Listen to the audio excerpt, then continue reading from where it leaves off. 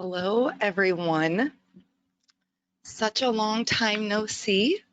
I'm so excited that you've all joined me today, even though I know this isn't the most traditional settings for a live viewing event, but I'm very happy you all joined us. It's definitely been a long time.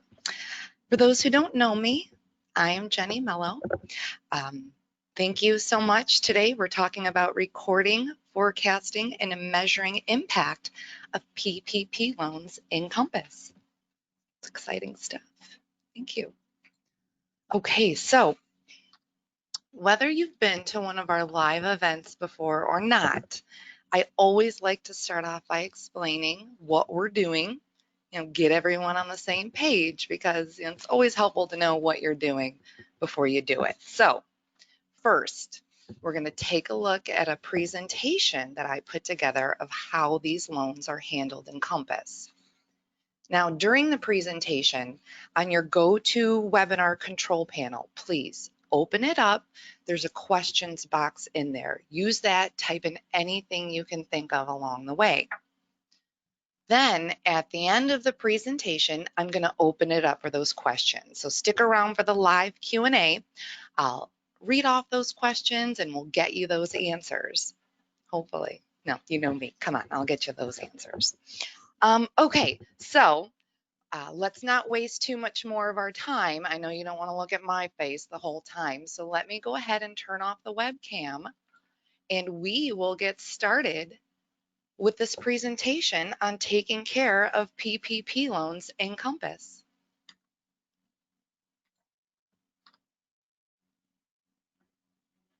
First, we'll review how to set these accounts up. We'll access the account.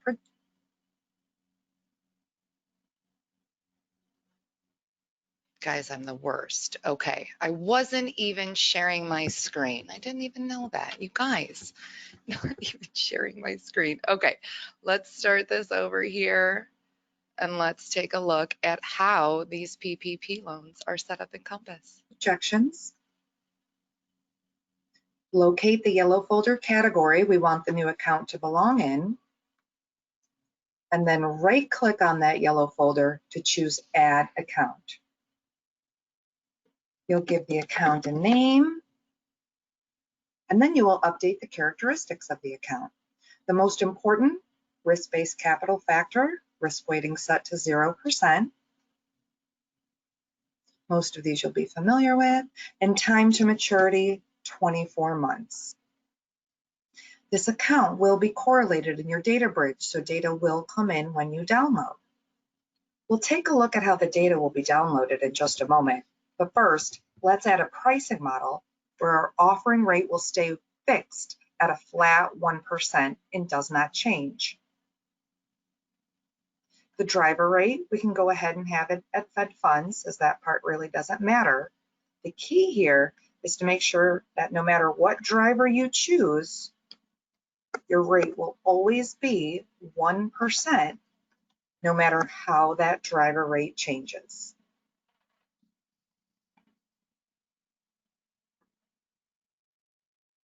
We'll save it for our PPP loan rate and select OK. Now that we've got the account fully set up, let's go take a look at the data bridge screen. Do you have a unique balance sheet GL code for this account? If so, you're going to correlate to the PPP loan here. Do you have a unique income statement code? You can correlate here. Most importantly, what is the loan code to represent the balances? Correlate that here. Lastly, if we said that we had no balance sheet code and no income statement code for these loans, we will need to update the distribution set here to make sure they fall in place with where they properly belong on the GL. The actual GL and loan balances for PPP data will now flow into the new account on the next download you perform. Now let's review more about that forecast back in the account projections. We've downloaded, and now we can see the actual GL data that has come in, the forecasted total maturities, and the projected interest income and yields. We've already established the pricing model during setup of the account. Now, how about we establish the forecast? In the maturity tab, we have a 24-month amortization schedule. For our first example, let's say the download is starting to show payments now, and we needed to have them set up for 6 months after our initial initiation in April. We'll start by highlighting the entire schedule and right-click to get a quick edit menu and zero all of these balances out using a constant. Now, starting in October 2020, 6 months out, we will highlight for the next 18 months and right-click to get a quick edit menu again, but this time we're going to choose Distribute Replacing Existing and type in the entire scheduled maturity balance that I see in the upper right-hand corner.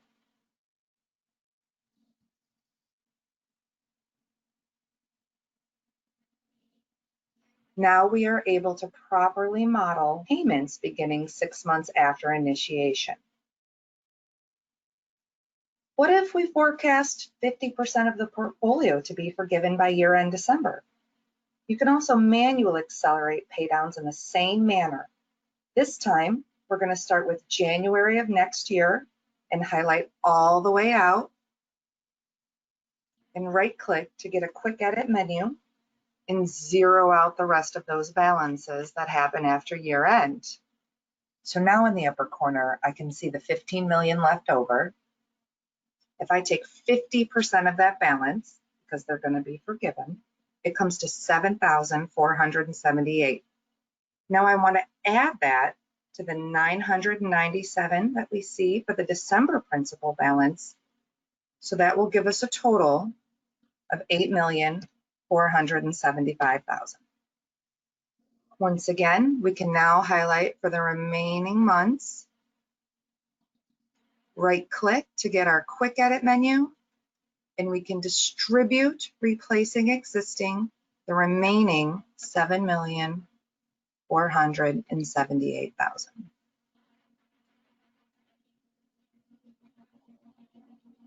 You may have a unique circumstance with your PPP loan portfolio that doesn't match either of these forecasting option examples. Please reach out to support and we'll help figure out the right method for you. So these are some options for the maturity schedule. What about the balance sheet forecast? If you have no new business to project in this account, then you will most likely show a runoff until final maturity. You'll highlight the new balance column. Once again, right-click to get the quick edit menu and a constant of 0 will show nothing new coming into the portfolio and the end of month balance coming down until final roll off. And we know with any new loans comes the loan fees. You already have the loan fee accounting set up in your GL system and your mapping is all correlated in Compass. So your system is already on top of it and you're good to go. The only other mention I can offer is that you do have the ability to break this out in your other loans yellow folder if you wish for it to be a standalone account. Let's talk about other memo items. More specifically, average assets for the leverage ratio. You can add an account for PPP loan adjustments and subtract out in the update financial screen after downloading.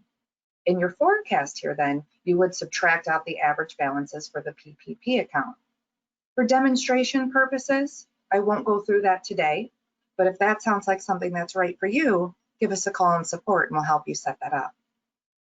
And finally, let's talk about reports.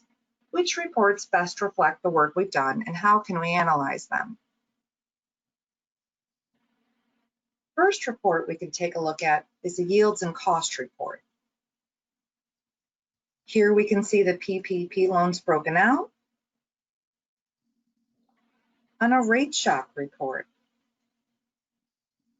You will also see the new account broken down and you should not see any change to that 1% rate if you modeled it properly. And don't forget, take a look and re-review any balance sheet or income statement variance reports if you need to build those loans into your future budgeting discussions. What we've covered today is the most basic fundamentals of setting up these PPP loans, but we understand each situation is different. So at any time, reach out to support if you have further questions about your particular portfolio.